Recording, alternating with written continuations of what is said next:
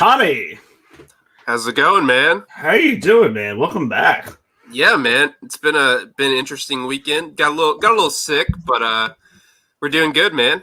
Great pay-per-view. Really good pay-per-view. Absolutely good, baby. We have a couple things to bury today, but Yeah. other than that, good pay-per-view. But first, let's Hit it with the show music. started. Let's do it.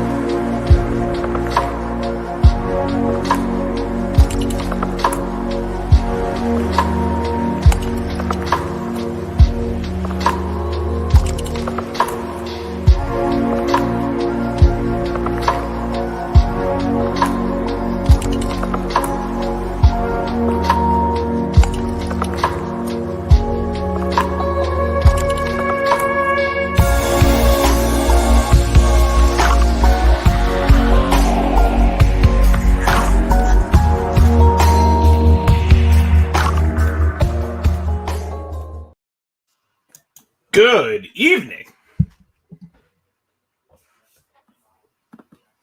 We Yeah, are they're here. live. Yeah. So, a couple things going on. I'll let the cat out of the bag early for those that are watching this. Oh boy.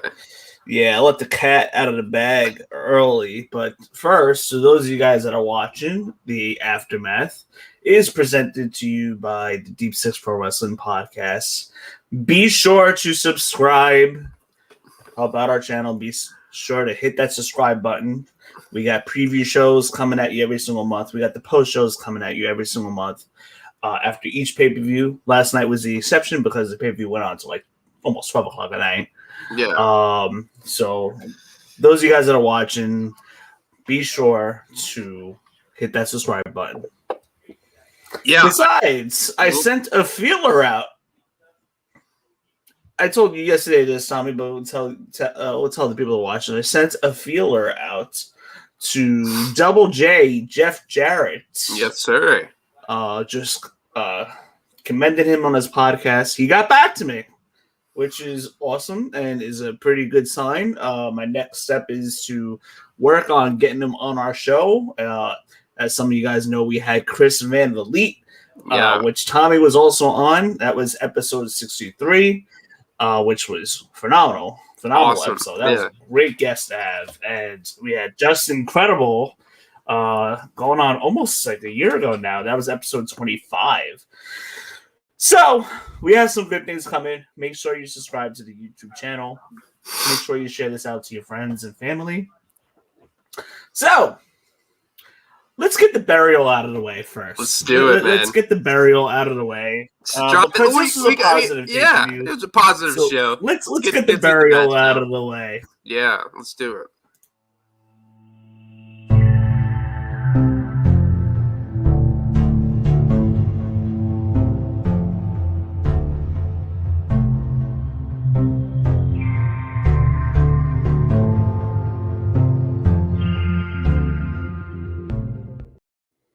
Here I'll do the intro here. We got the shoveler. Okay, we got the shoveler Wayne coming in after AEW Double or Nothing. Wayne, what do you have to shovel for us today?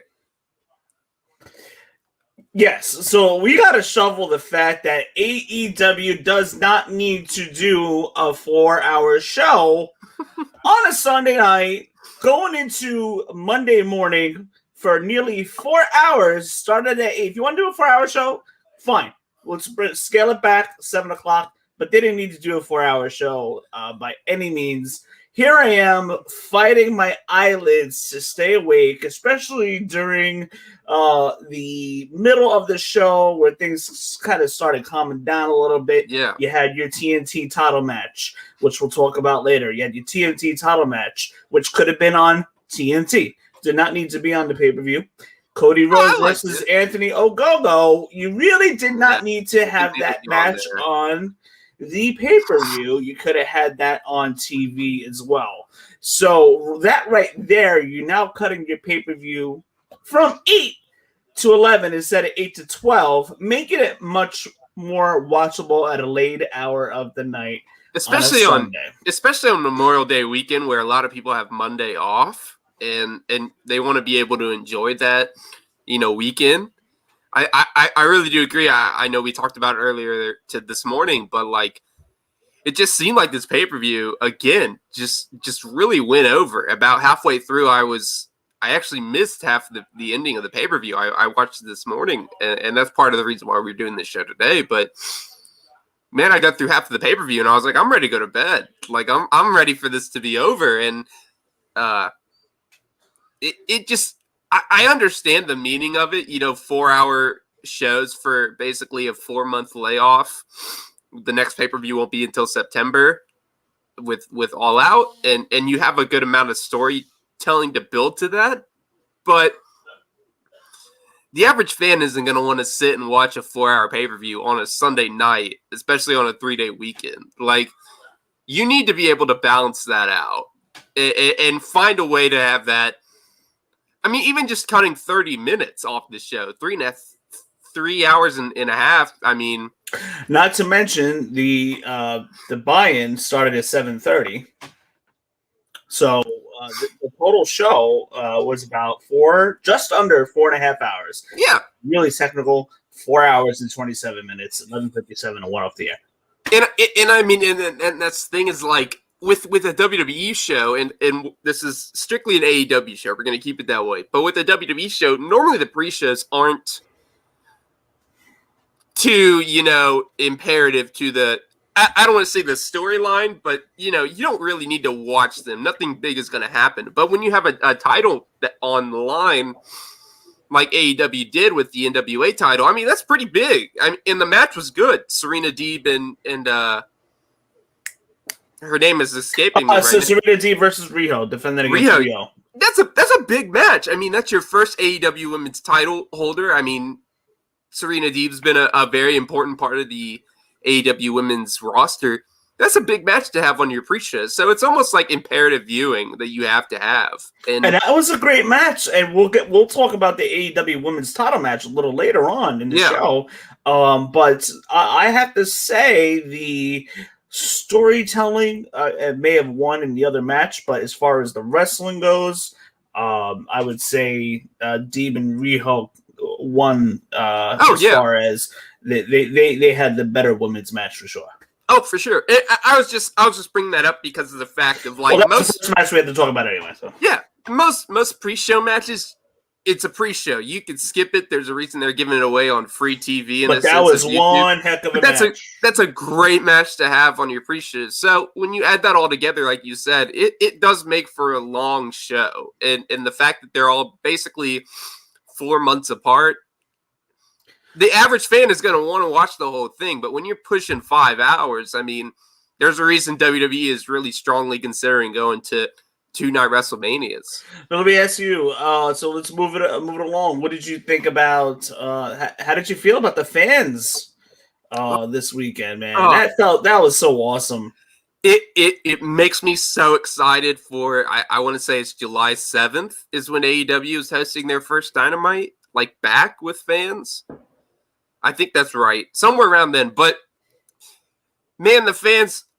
I don't think you can realize it until you actually see it. WrestleMania was kind of like a cock tease in a sense. Like we got the fan interaction and it was just there. And then we went immediately back to, no fans. We went to the Thunderdome again. I think it was in a new venue this time, but having fans for Double or Nothing was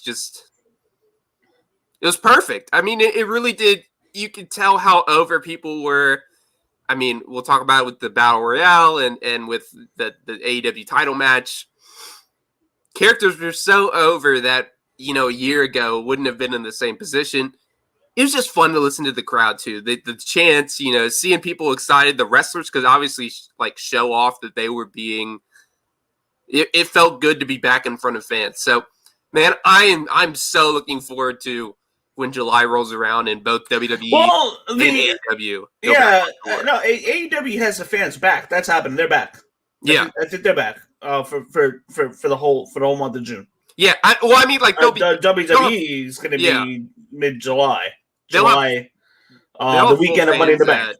They'll have full fans like a daily. But AEW is they're back. They're no holds barred now. Yeah, but I think it's like the 7th, July 7th is when That's they when go they on tour. They're Yeah, leaving Daly's place, yeah. but So it'll be nice. there'll be But fans every week in Daly's place. yeah, Yeah, it'll be so nice starting to this just Friday. have people there. I mean, Oh, it's great. it really does make a huge And the difference. NBA arenas are packed. I mean, it was awesome seeing that. Almost kind of gave me goosebumps a little bit. But so now the fans are back, we can truly kind of gauge who's over and who's not. The first guy we're going to talk about is Hangman Page. Oh man, That was a very good opening match between the two of them. I wasn't too sure how their wrestling styles would mesh together in the ring, but they told a very, very good story. Hangman defeats Brian Cage. Brian Cage refusing to cheat when Cage was, I believe, handed a chair or a belt or something. The belt by Ricky Starks. The FTW belt. So yeah, Cage refused it, and Taz is like wondering what the heck is going on. That could have been an easy win with him just by knocking Page over the head with the belts. But Brian Cage decided not to do that in what we believe to be the beginning of a face turn. So Hangman Page got the win off of the distraction of that scenario with Starks trying to get Page to cheat. So Hangman Page gets the win. I think I called Hangman to win that match. Yeah, I think I'm not too sure what you predicted, but I was calling Hangman for that. Yeah. But yeah, he wins with the buckshot lariat. Really quick, what did you think of the match?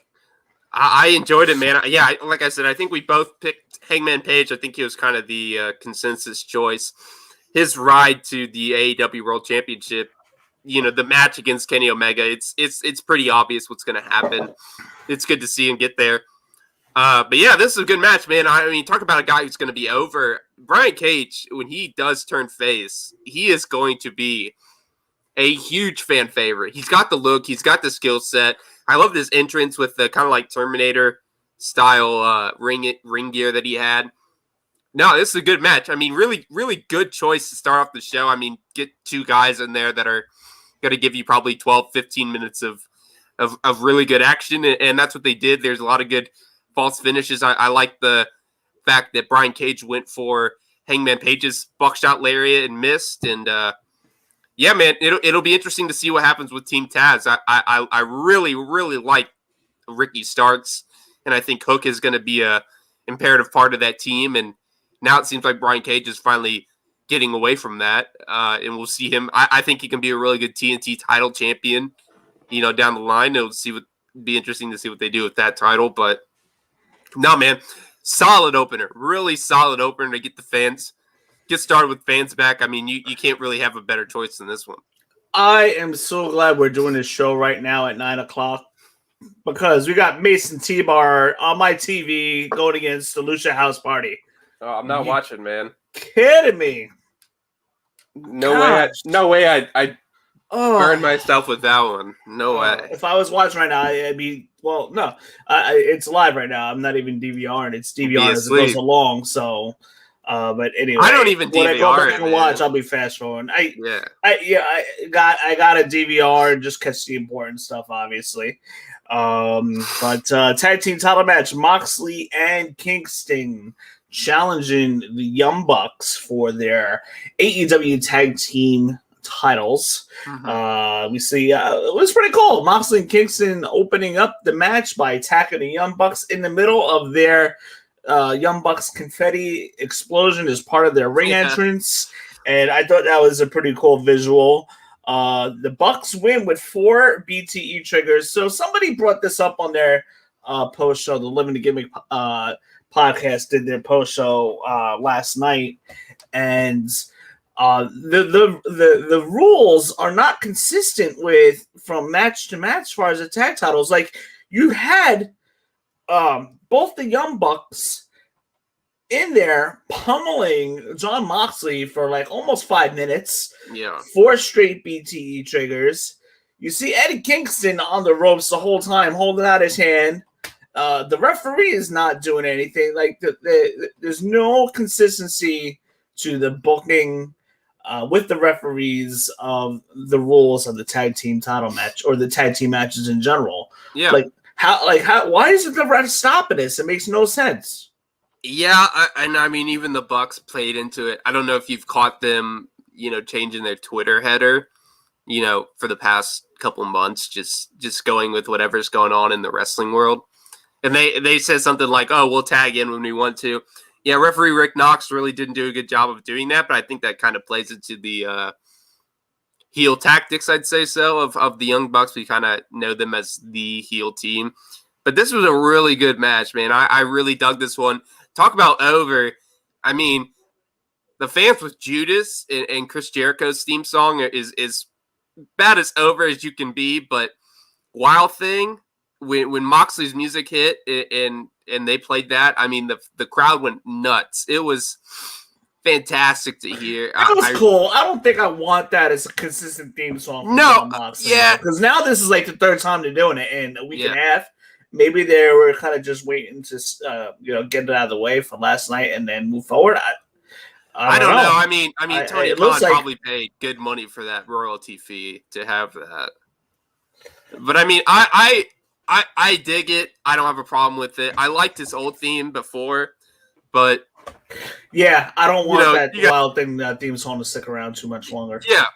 But overall, I mean, this is a really enjoyable match. I honestly was surprised with the outcome, but it kind of dictated everything that went on in the later part of the night. I really did say that I figured a title change in some form or return in this in these tag team matches. I don't really think it happened, but this was good. You were predicting, and we'll talk about the other matches later, but you were predicting that somebody was going to turn on somebody.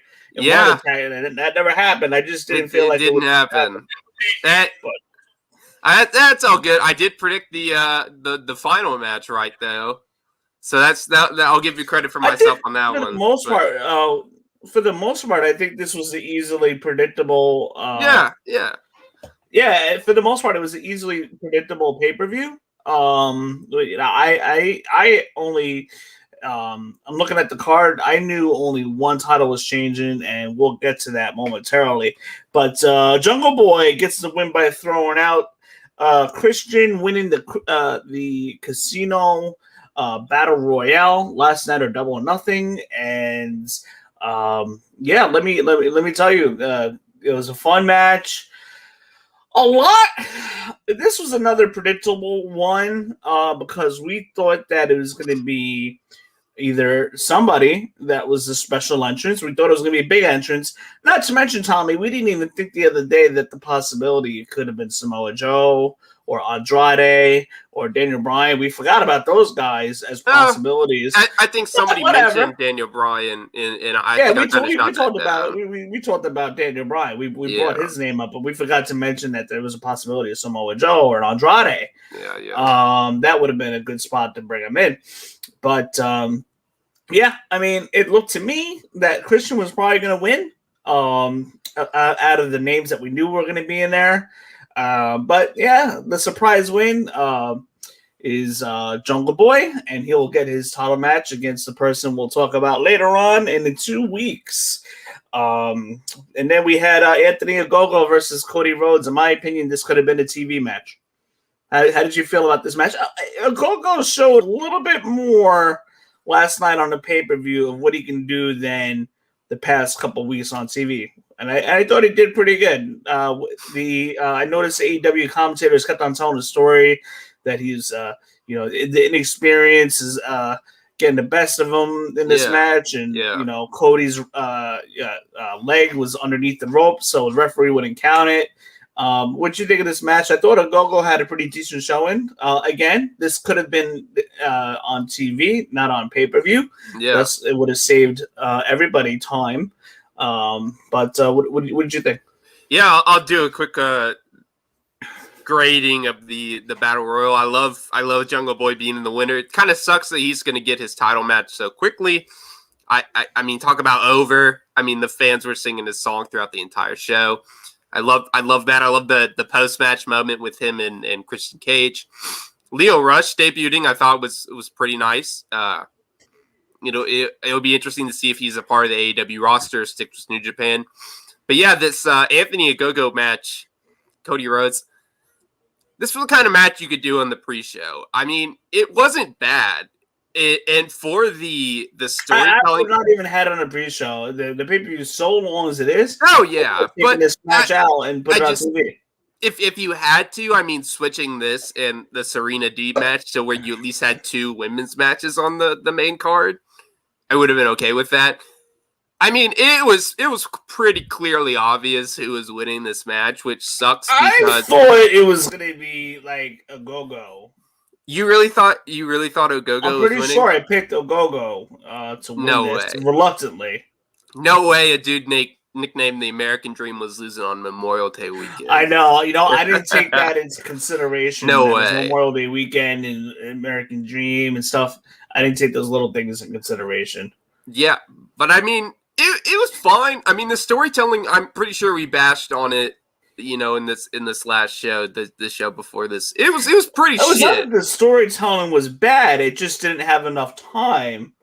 Ogogo's only been on TV for 3 weeks. It was pretty bad. I mean, yeah, like I don't know if the timing would have given it more help, but to me, that promo that Cody gave about the American Dream, like, it just did not fit for me. But this match was fine. I was not surprised in any sense that Cody won.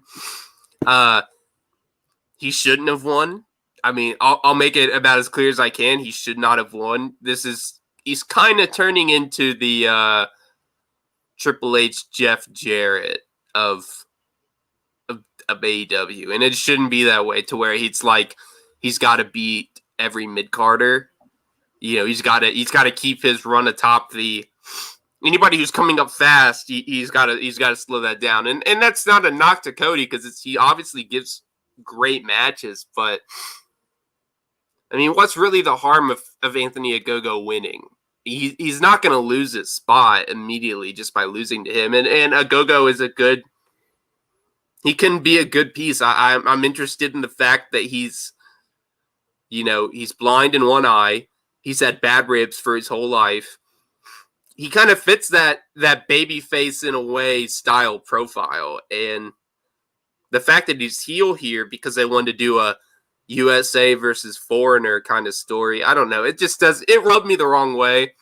But this match was fine. I mean, it was a C+ style match. Cody got the win, and that's okay. But I'm looking forward to seeing what Anthony Ogogo does in the future. I really do hope to see more high-profile wins, because I really do think he has a chance to be a pretty over baby face at the end of the year, say so.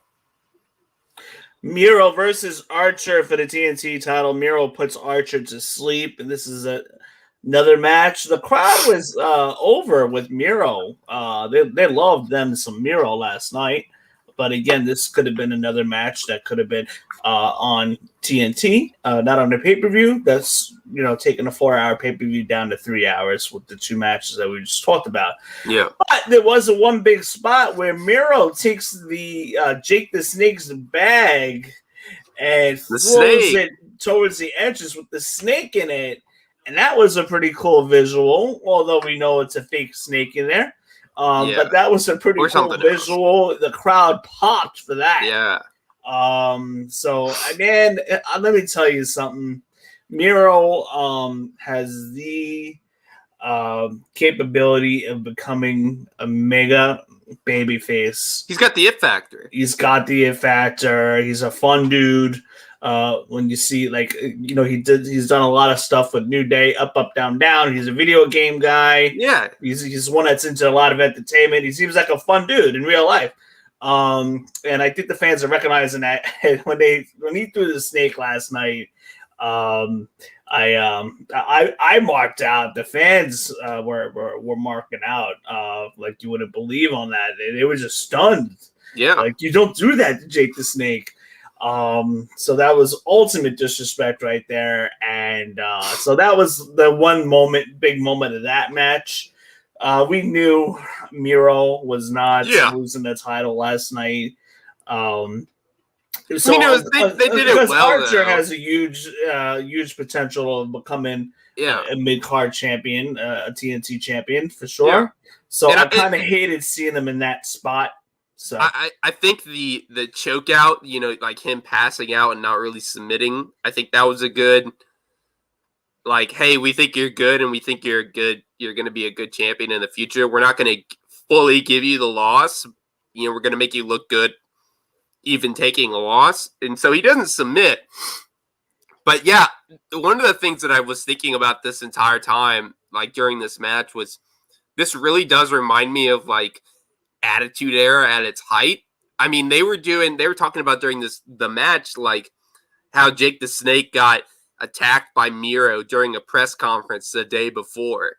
And they played that, and then Jake the Snake shows up. Like, I love the continuity of using miniature stuff like AEW Dark or Elevation or, what will be Rampage in the future, or, press conferences, or just stuff like that, like the small things that keep the story engaging, even for a match that, yeah, you're right, probably doesn't have.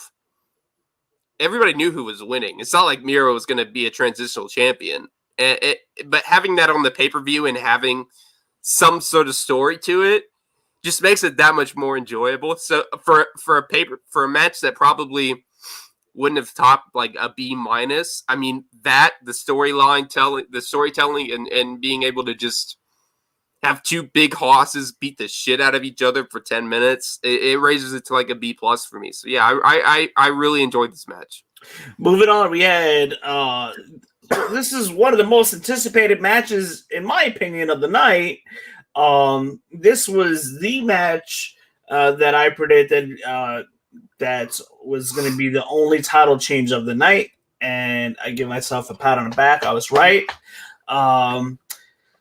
Britt Baker challenging Hikaru Shida for the AEW Women's Champion. Oh, yeah, I'm tired too, man. I feel that. It's been a long day. Britt Baker gets the win. And yeah, man. This was a good long-term build, and the build to get to this match was pretty good.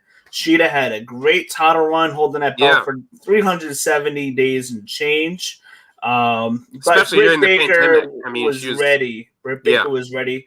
Some people criticized that there were a couple missed spots or something to that effect. Nothing too noticeable that I really noticed, to be honest. But they had a really good match.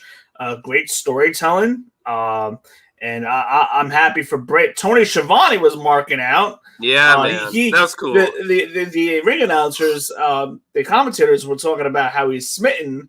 That Tony is smitten by Britt Baker, and you see Tony on the ramp giving her a hug. Freaking guy.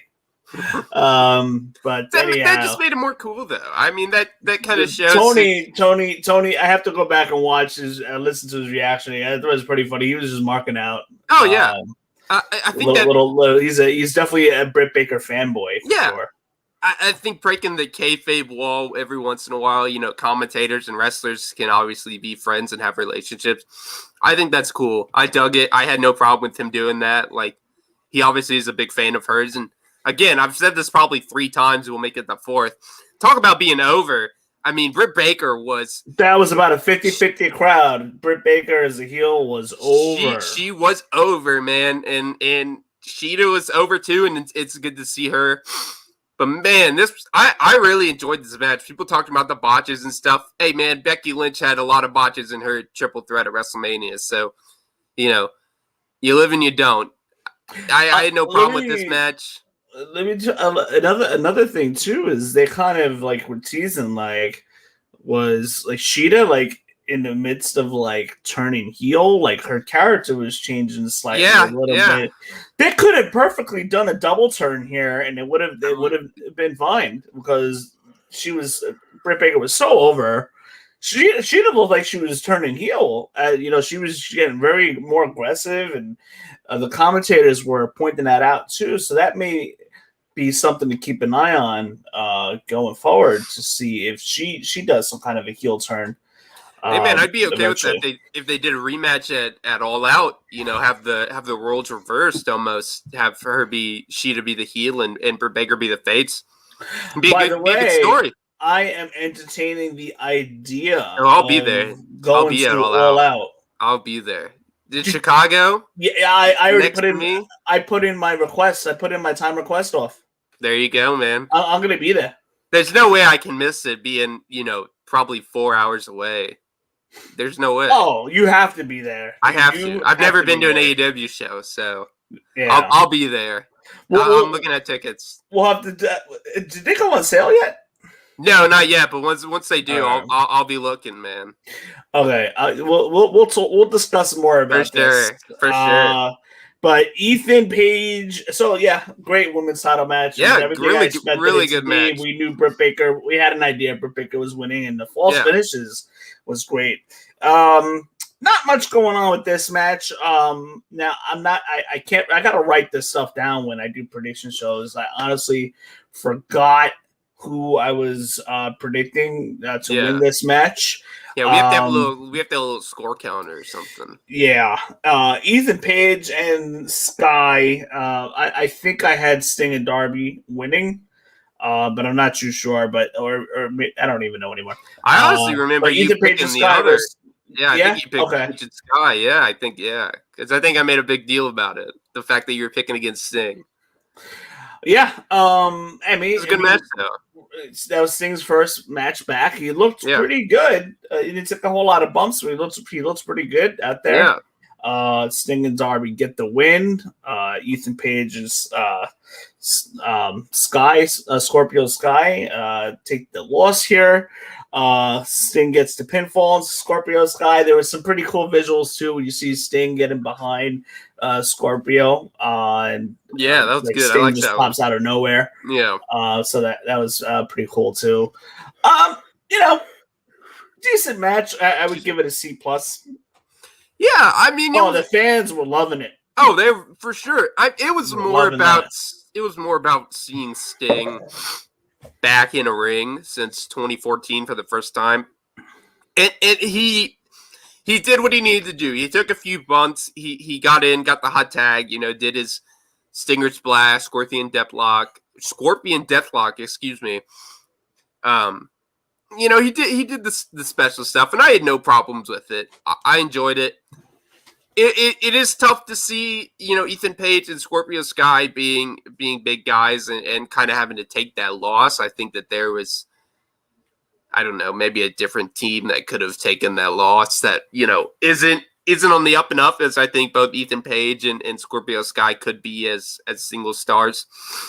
But, no, I had no problem with this. There's got to be a turn somewhere. I mean, if Sting can go like that, there's got to be a Sting Darby Allin match somewhere down the line. I mean, they can't not do that match. I think later on, they got time to. Oh, for sure, they have time. But I'm thinking maybe Revolution. All the way in February, you think it would? They pull the story out? No. Whatever the November pay-per-view is. Full Gear. I could see it at Full Gear. Yeah, that's fair. Probably Full Gear. That's something to keep an eye on too, for sure. It looks like they're definitely doing some kind of long-term storytelling with that. It's just a matter of when they decide to pull the trigger. But that'd be pretty cool. I just think the fact that we finally got to see Sting in a ring, and that's a Dr. Seuss stuff right there. It's good to see him there, and he did well enough to where I think you can do that match and know that it could be safe. And obviously Darby's going to do whatever he can to keep Sting safe. But no, man, I enjoyed this match. I thought it was a good little bridge, I guess, to the we got 2 matches left after this. Yes. So let's get to that. Now, some people say that the championship match should have been last. And maybe, but I think the Stadium Stampede, based on how it ended, was probably the way to close out the pay-per-view. You wanted it to go out on a good note for the fans. But let's talk about the championship match first. Kenny Omega defending his AEW title against Pac, whatever you want to pronounce his name, against Orange Cassidy. And let me tell you, Orange was another guy that was over. I told you, in man. that match. He was over. I'm just not too sure if he's the type that he come on. need the belt. He's already over. After that match, I think if he was the guy, I don't think fans would have a problem with it. No, not at all. But I'm just saying, his character is so over that he doesn't really need a belt. Yeah, I get that. I just think last night showing the fact that so many people wanted him to win as that underdog, just the kind of. I mean, I'm sure it would get stale after a while. They had some good false finishes there. Oh yeah, I fully agree. Really good false finishes. I think if they did him as a transitional champion for 1 to 2 months, I don't think anybody would have a problem with it. I mean, yeah, you could do something between a November and a February, or between a February and a May kind of thing, a 2-3 month span. For sure. I'm just not too sure if you do that yet. But because I still believe that the long-term booking of Kenny Omega is for him to drop that belt against Hangman Page for everything to finally come full circle at some point. Oh yeah. Which maybe could be All Out, but then again, it might be a little too soon. I think Omega's reign might still have plenty of legs underneath it. But you could probably have Kenny Omega get a full year run, which would, I think, bring him to about February, if I'm not mistaken. Yeah, that sounds right. Yeah. It's just tough to predict this because, obviously you want to have that moment where Hangman finally usurps Kenny Omega as a champion in front of fans. You want to do it at a big show, and I think Double or All Out is that place, but you don't want to do it too soon. And like we talked about on Thursday or whenever we recorded that episode, is Kenny just going to immediately start losing titles in a row? This has to be planned out to where he is maybe clinching. I don't know. Maybe he does start losing the titles. Maybe he loses to Moose and then he loses to Andrade and stuff like that. And the AEW title is the only thing he has left, and he does whatever he can. But it's got to go to Hangman. I mean, and Hangman is the guy. So I would like to see it at All Out. I think that'd be a huge moment and a great way to end the show. I mean, really the biggest show outside of SummerSlam in front of fans. I mean, All Out is basically the Royal Rumble to Double or Nothing's WrestleMania, and they'll have more than 5,000 people there for sure. Yeah, there'll probably be about 10,000 people at All Out. It will be loud. It'll be loud. Not at the it's at United the Sears Center. No, so it's at the Sears Allstate? Yeah, they changed the name, but the old Sears Center, yeah, that's where it's at. Okay, so where WrestleMania 2 and 13 and 22 are at, right? Yeah. Okay, yeah. So that would be about 10,000. Yeah. So it'll be pretty big, and I don't know. It'll be interesting to see what they do on TV. With the Jungle Boy match. I will never forget the time when basically I think the pay-per-view was called All In before it was called All Elite Wrestling. A bunch of Ring of Honor guys, yeah. And I honestly, I did not think they were going to sell out that arena. And they did. Well, you joined the club because Meltzer was the one who basically was like, "Yeah, you're not going to sell out," and they did, and it was a good show too. They were going to sell out. It was a good show. It was a good show. That was a pretty good show, absolutely. And it started. I mean, you had guys like it's because of that show being successful. Ibushi. Yeah, it's because of that show being successful. You had Stephen Mel too wrestling. Yeah. Since that show was successful, that basically was started. Yeah.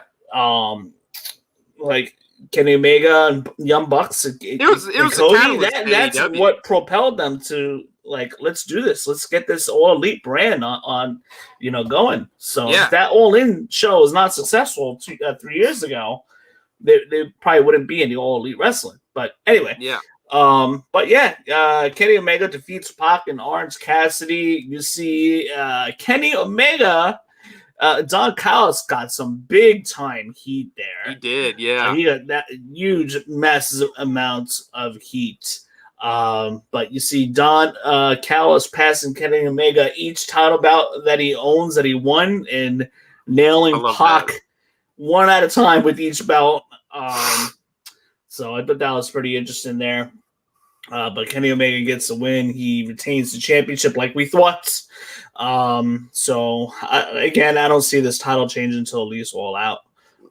This title run's got some legs under it. He's got a lot of possible contenders. Now we can talk about how the fact that Kenny Omega and Jungle Boy, since he won the Casino Battle Royale, is now the challenger for Kenny Omega in 2 weeks. Yeah. Which obviously we're gonna know. I don't know why they do this. Like, I don't know why. Maybe they could have done this at Fight for the Fallen, or one of the pay-per-view specials or something, but not 2 weeks from now on Dynamite, because obviously we know who's gonna win. It's gonna be Kenny Omega, and on top of that, there's no build.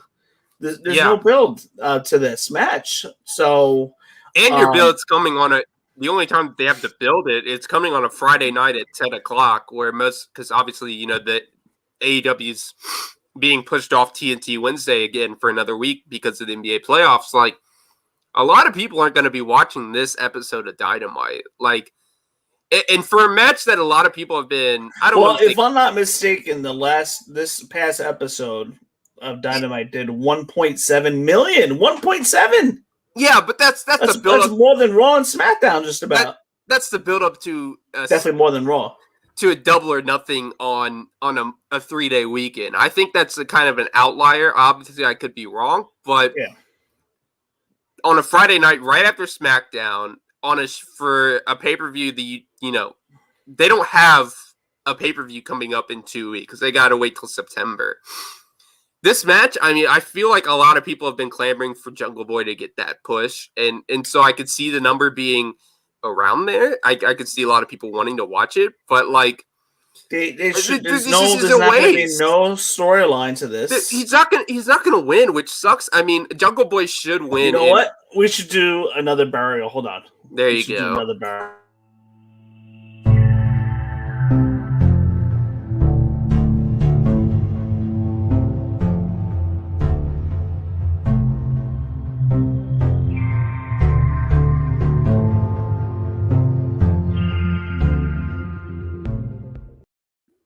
So yes, we have to bury this right away. There is no build. This is an absolute waste. Yeah. Great that Jungle Boy won the Battle Royale. For sure. Good for him. I would have put this match on Fyter Fest. What's the other one? This a couple weeks apart from each other. You're gonna have Bash at the Beach sometime this summer. Fight for the Fallen. Fight for the Fallen. They're like a week or they're very close. Like 2 years ago, it was like 4 weeks apart. Last year they did it back-to-back weeks because they were competing with NXT doing the themed pay-per-view, the themes Wednesday nights. So again, this is a waste. I'm gonna bury this right away. Kenny Omega is gonna get the win. Spoiler alerts. It leaves. How am I supposed to get invested into this match?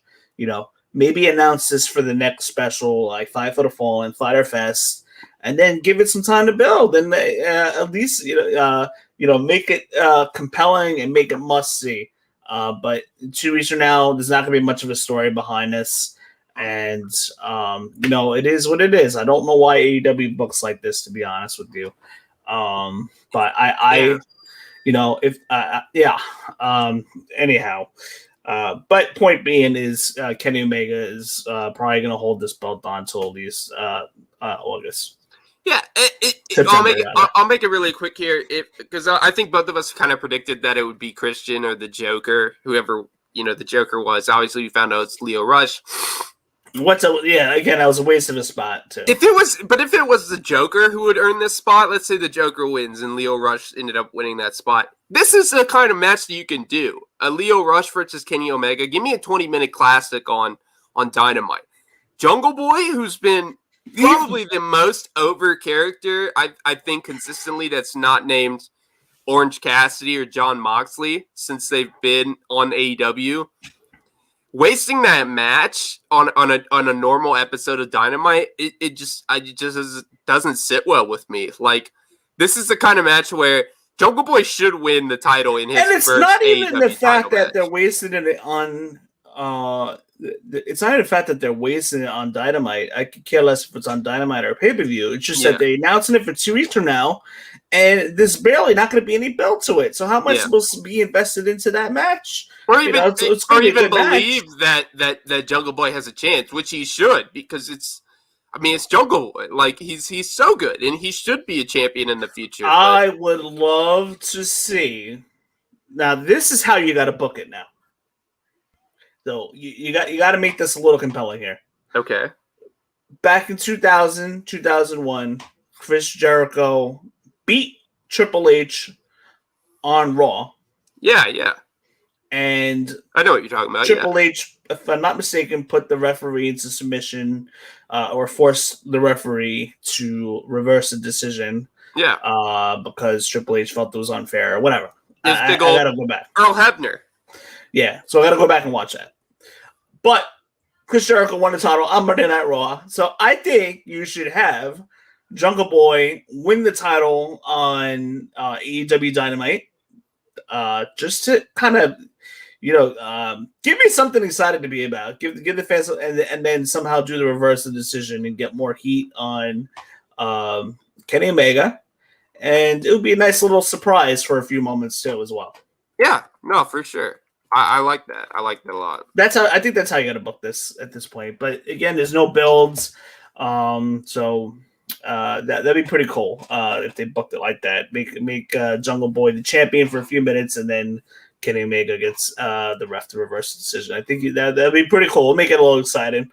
But we also have to remember that there's going to be a whole new show coming in August. Like, AEW's there's got to be some storyline here. Yeah, so that's the thing. AEW is apparently keeping the TNT title around. Yeah. They're not changing the name of it. So I would think that you'll see more of Miro on Rampage defending his title a little frequently there. Maybe a little less Dynamite, more Rampage. Whoever the TNT champion is going to be at the time. 2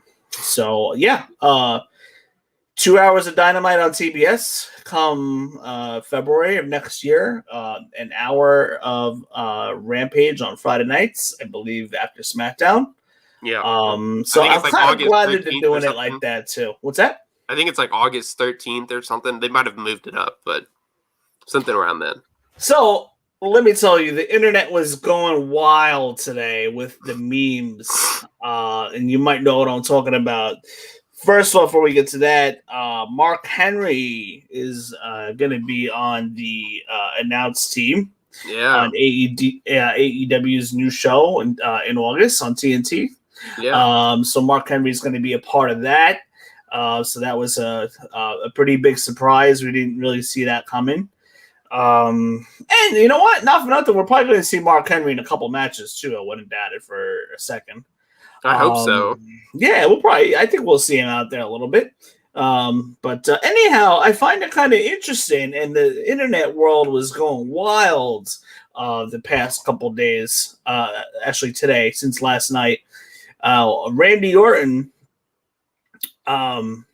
Basically, his last interactions with the Legends, he took out Matt Hardy.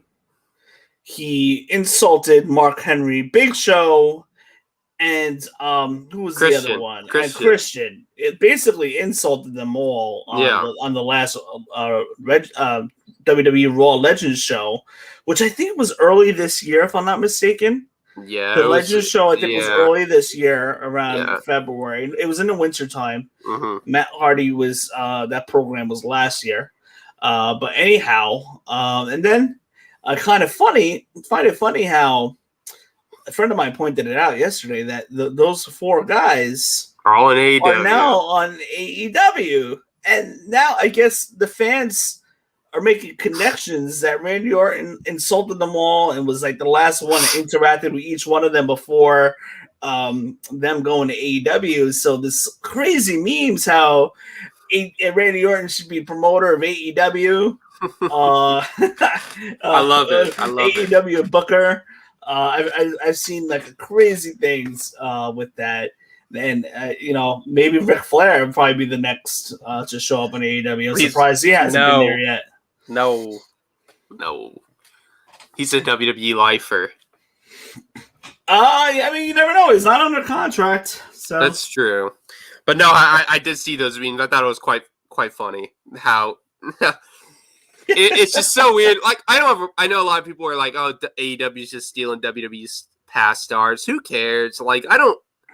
You gotta add more people at some point. It's either gonna be rookies or veterans. AEW's got such a large roster right now. They really do. Like they don't even know what to do with Mark Henry being a commentator. Like who cares if he gets in a few matches? Yeah, great. I don't have a problem with it. I'm interested to see what he does. I would not mind a Big Show versus Mark Henry Classic. Those guys together. It's not going to be a 5-star wrestling match, but the storytelling I thought was always fun seeing them two in a ring together. Their matches in 2011 when the Hall of Pain was around were pretty enjoyable if I remember right. Like I don't have a problem with it. Give them 15, maybe not 15. Let them beat themselves up for 7 minutes. I don't care. Like you're gonna have 2 hours more of an hour extra of show. You got to build it up in some way. You got to put more matches on there, and AEW does a good job of managing their 2 hours pretty consistently. So, adding an extra hour, I don't care. Like putting Big Show in there every once in a while or Mark Henry. Like, what's the harm? It's cool to see him. They're getting a second chance. Like, obviously, Christian has had a way better chance than he ever would have in WWE if he were to come back. Like. I don't have a problem with them getting some WWE veterans and signing them. It's not like they haven't made their own stars. Jungle Boy, Orange Cassidy, Brian Cage. They all say hello. Darby Allin. They all say hello. Like, I hate Sammy that. Guevara. Yeah, I hate that argument. We're gonna talk about that next. Good segue. Yeah, that's a good. I just hate the argument that AEW can't make their own stars. I have no problem with them signing WWE guys. Stadium Stampede. Again, most people felt that this should have been in the middle of the card. I love that it was. You know what would have been cool is maybe doing Stadium Stampede in the middle of the card. On the women's title match as the main event. Britt Baker, giving her moment, but whatever. I get why Stadium Stampede was the main event. Yeah. Fun show. Did you see Urban Meyer in the office helping Chris Jericho throwing the footballs and I think Jim Ross had a Tim Tebow reference that I marked out for him or Excalibur, but and I got nervous. I'm not gonna lie, I got nervous when I saw the Inner Circle's entrance. When they were being lowered from the top of the stadium. I know. I got that. I loved it. I liked it. It was a good entrance, but just knowing what happened to Owen Hart. For sure. 23 years ago now. Just knowing what happened, I'm like, oh God, like I hope nothing happens here. Like, for sure. Because this is live TV. We're watching it happening and they're coming from high up. I got very, very nervous there, but it was a cool visual. Then you see the fire. Yeah, I really dug their entrance. Definitely got some Mission Impossible vibes.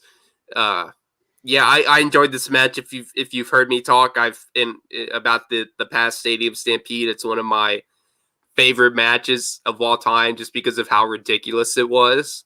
I don't know if this. Fun. I liked how they went from scene to scene to scene. It would have been nice to have like a one corner box, like 4 corner boxes, and then a main. And like I would have been to see what's going on all in one shot.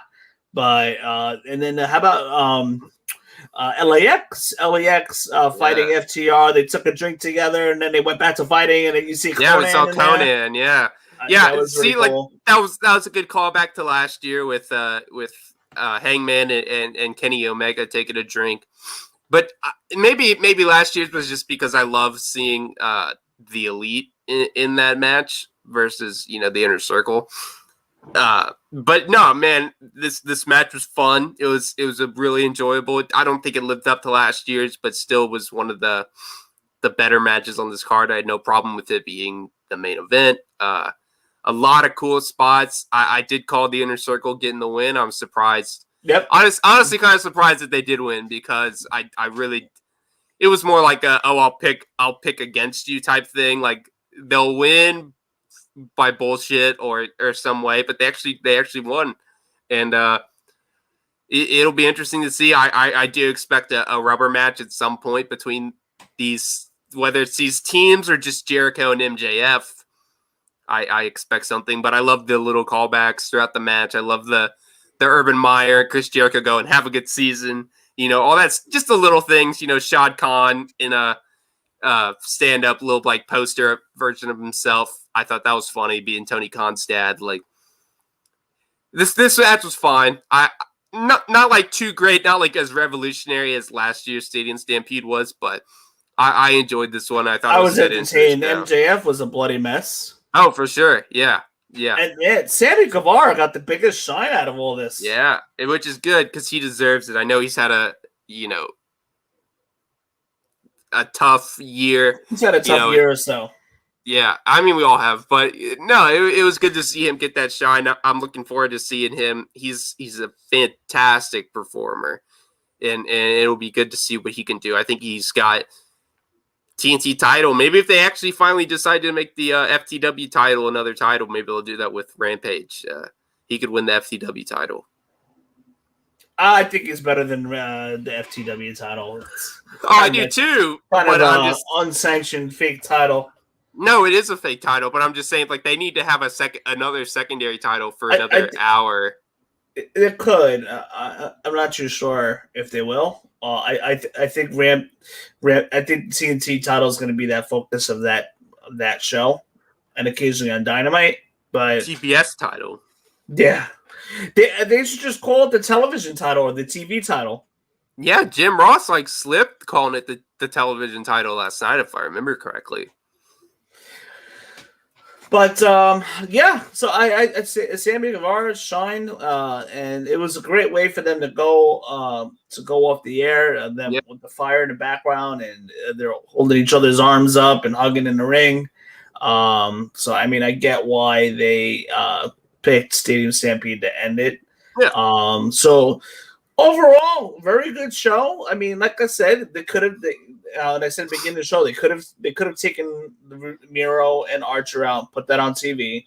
Yeah, they could have also taken Cody and Ogogo and put it on TV too, to make this pay-per-view a 3.5 hour instead of 4.5 hour pay-per-view. It was just so long on a Sunday night when people got to work the next morning. Part of the reason why we didn't even come on last night, just because it's almost midnight, and the way we talk, we usually go about an hour. So maybe next time. It's 9 o'clock now, and I'm already tired. So my eyes. 10 o'clock. 10 o'clock. Yeah, my eyes are already getting heavy. I might throw on a little MLB The Show 21. Oh yeah, hey man, because I just really don't feel like watching this Raw right now. It's really not that good. I mean, a couple minutes ago they just had Cedric Alexander beat Shelton Benjamin. What is that? The third week in a row now? Yeah, come on. Raw rematch. Come on. It's a special edition. It's I enjoyed this pay-per-view. I wish I could have finished it live, but as obviously you could probably tell, and I told you, I'm a little under the weather. So took my sleep when I could get it last night. Got caught up this morning, but this was a good pay-per-view. I really enjoyed it. Definitely worth the $50 I spent on it. It'll be interesting to see what they do in TV the next few weeks. It'll be good to see fans back. I don't think I think we're kind of underselling the fact of just how important it was to have fans back last night. I mean, wrestling kind of was the thing. I think it's going to help gauge who's going to get the next pushes, to be honest. Oh, for sure. I was just making the comparison that wrestling was the thing that kind of stayed around during the whole start of the pandemic with WrestleMania, and we've dealt with, as wrestling fans, we've dealt with having no fans for a long time. Obviously there's been different technological advances, Thunderdome and everything that you can do with sports. They've had it, but to see fans at a basketball game, to see fans at baseball games, to see fans in the NFL stadiums, and to finally see fans at wrestling events, it really does make the show that much better. I don't think Double or Nothing would have been as good if it didn't have that fan reaction, because man, those fans were hot, and it gets me so excited for that first episode of Dynamite, that first episode of SmackDown, SummerSlam, like to see fans being able to enjoy that, and hopefully, I'll be a part of All Out, being in that environment. It gets me so excited. You are watching the Aftermath presented by the Deep Six Pro Wrestling Podcast. Be sure to subscribe to our channel. Make sure you share this with your friends, your family, anybody that you know, your dog that loves wrestling. Make sure they hit that subscribe button for sure. Just to let you guys know what's coming at you. Episode 65 later this week. We have that coming. We'll be back with the Deep Six Pro Wrestling Podcast. And not too long from now, we're going to have Hell in a Cell. The build for there. 20 days we'll away, have the aftermath for that. And then before you know it, we're right there. Money in the Bank. We're going to have preview show, post show for that as well. And then SummerSlam, our big weekend. It won't be as big as WrestleMania week. We'll do a couple nights in a row, but not 5 nights in a row. But that would be a big week for us as well. So for those of you guys that are watching, make sure you hit that subscribe button. And this way you get all the content that we can possibly give you. Yeah. Anyway, Tommy, that's a wrap. We're coming in for landing here. Sounds good. To those of you guys that watched, you guys have an awesome night.